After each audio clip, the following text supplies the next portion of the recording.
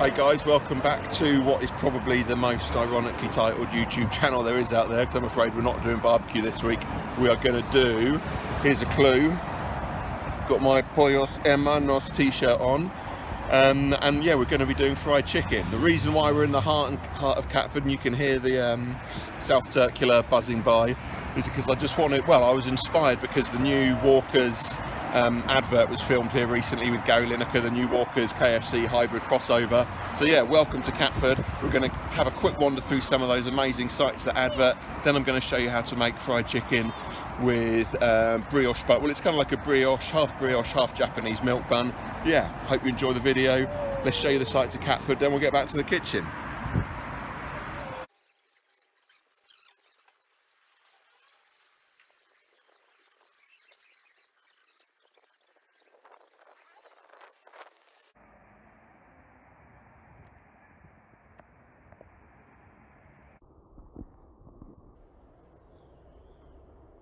It's a pretty simple marinade, just under 500 ml of buttermilk, and then 2 teaspoons each of fine sea salt and garlic powder. So not granules, but the slightly finer garlic powder, and they're fairly generous teaspoons each as well.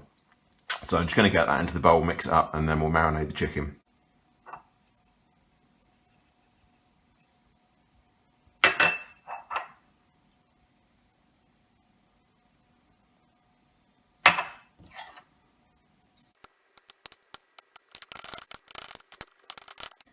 That'll do, because I'm going to work it with my hands as well, so as long as it's pretty much all incorporated, then that'll be good enough.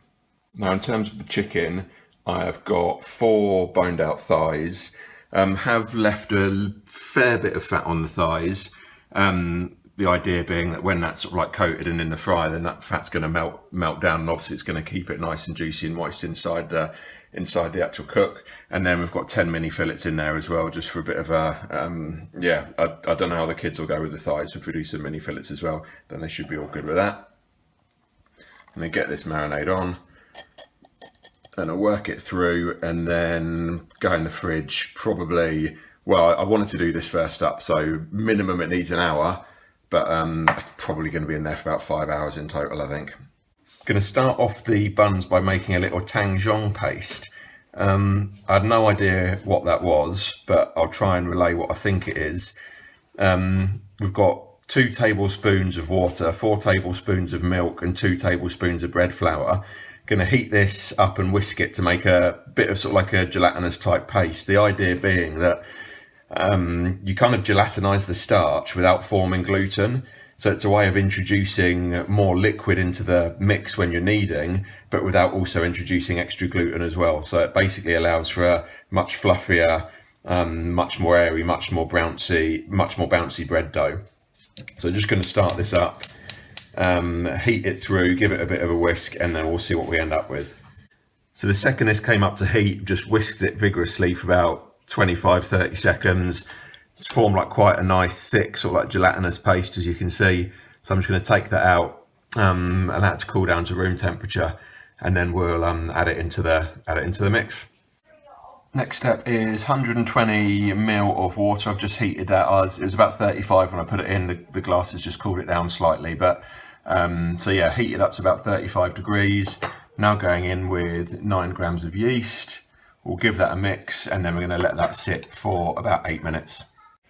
Now, during the time that milk and yeast was resting, I've put 320 grams of strong white bread flour into the stand mixer, 2.5 tablespoons of sugar, and a teaspoon of salt. So I'm just going to get this going on the lowest setting. Try and do it one-handed. There we go. Now we're going to add the yeast mixture as well. Distribute that round a little bit. Let that run for a few seconds, and then we're going to add in the Tangzhong paste. Right, I actually decided to stop it because putting the paste in was definitely a two-handed job, but you can just see that is all now in there, so a bit of a gelatinous gloop. So we're going to get this back going on the low setting to continue to combine.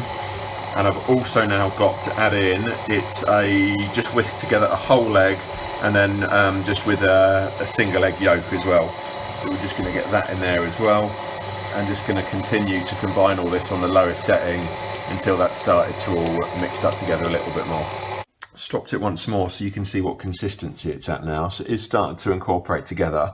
So I've got about 45 grams of softened butter that I'm now just going to get it running again on low, and I'm just going to start to add that in bit by bit.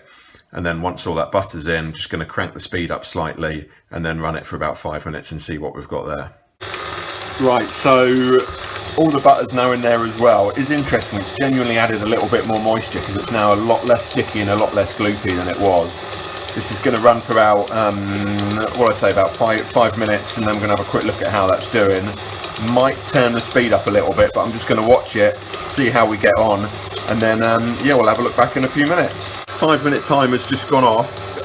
It's starting to come together a lot more now, but as you can see, it is sticking to the bowl a little bit, sticking to the base a little bit as well, so it's not quite boiling up just yet. I'm going to run it for another minute. If it doesn't see much improvement, then I'm just going to crank the speed up a little bit. Well, it's another lockdown weekend and another dough type I've never really felt the like of before. Sticky, gloopy. I learnt my lesson from last week and oiled up my hands again because it was quite sticky. So you can see it has actually come together to form quite a nice smooth ball. Main thing to point out this week was that I just used this spray like sunflower oil spray on my hands just because I don't really want to introduce that olive oil flavour into the dough. Fine for last week when we were doing pizza. For these burger buns, just want to try and allow the taste of the butter to come through a little bit more, the butter and the milk flavour more than anything olive, so going with a flavourless oil. But yeah, I'm going to try and find somewhere in the house that is about 25 degrees C, and we'll come back and have a look in about an hour and a half's time. Right, the dough has been resting for 7,200 seconds, which is how many minutes, son? 7,200 divided by 60. 120. Yeah. How many hours? 2. Thank you. So it has more or less doubled in size. So I'm going to take it out. Crikey, that is like a little cloud. I'm just going to weigh it. We're looking at 640. 640 divided by 6 is 106. 106.6. Thank you, son. I just guessed that. Oh crap, that was a stupid idea. Should have made that a little bit oily. Let's just weigh it again now, see what it is now. 620 divided by 6. It's about 103-ish, so that's fine. So, dough scraper, we're going to need to, let's go into tri oblongs. So what is that? Is 200, that's pretty much actually spot on. Okay, so I'm just going to weigh this out into 6 balls of 105. So I'm going to take each one, just turn it onto its back, poke it through, and then we're just going to pinch the edges in just to make little balls. And then once we've got these balls, we're going to put them on, seam side down, rotate and drag, rotate and drag, rotate and drag, rotate and drag, just trying to build up some of that tension and forming them into little balls. Then if you just have a quick look to the right, so we've got the dough proving box, baking sheet in there, and we're going to get all of these 6 balls in there, so you can come back and have a look at those in a minute. Got 6 balls now all rolled out on parchment paper on the baking tray in the dough ball box. So let's get the lid onto here. Lid's on. Just going to put on some of the insulation wool as well. Take this up to the attic, going to grab my thermometer, make sure it's about something between 22-25 degrees Celsius. Rest them for about another hour and a half. Just beating an egg and a little splash of milk in there for a bit of an egg wash. And brush all these up and then bake them for 15 minutes at 190 degrees.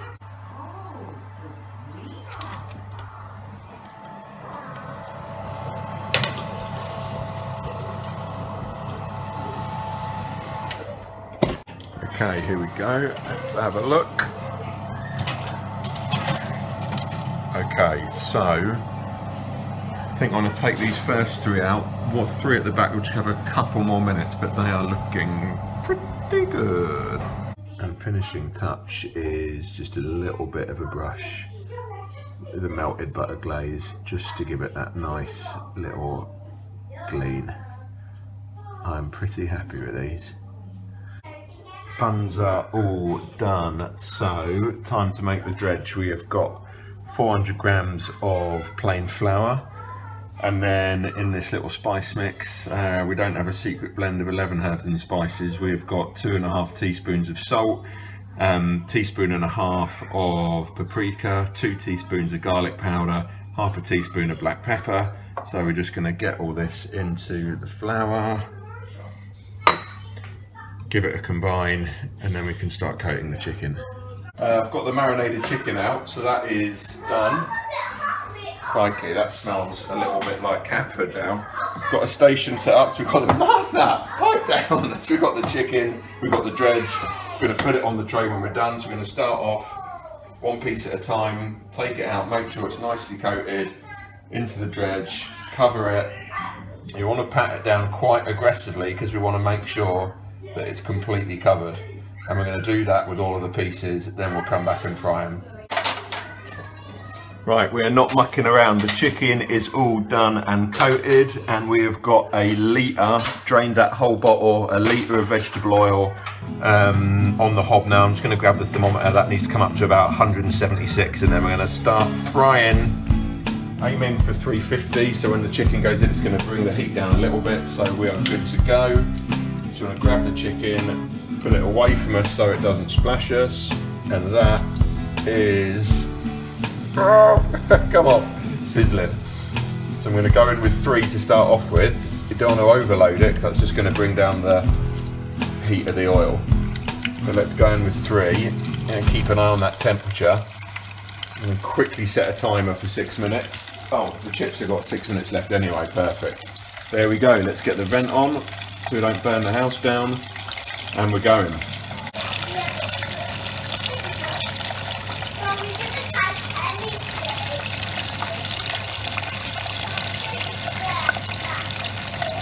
Just waiting for these thighs to get done.